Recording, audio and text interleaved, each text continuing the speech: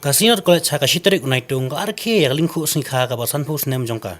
Hakorkom ka ba isang kun hakaba Dr. Dila pang ulalong konsan harangkat kejinon lang ki pastor jong kasinot sepngi kinahikai ba kisam la pule.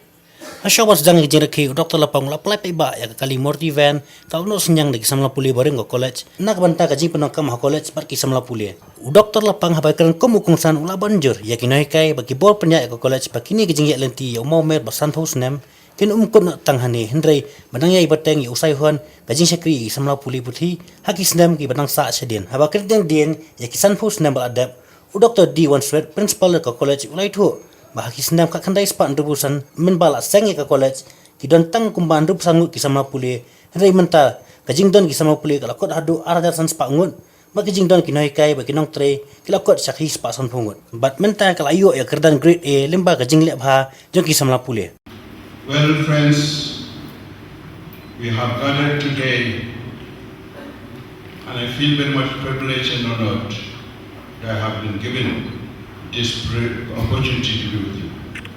I'm thankful to the principal that has advised his colleagues, the professors, to meet me and invited this moment. I feel it is the honor and the dignity to be with you.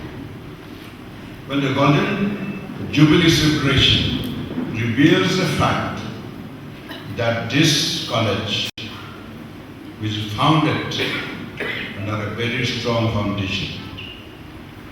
It succeeded, it thrived, it survived, it prospered. Why? Because that foundation was founded under the shadow of the cross.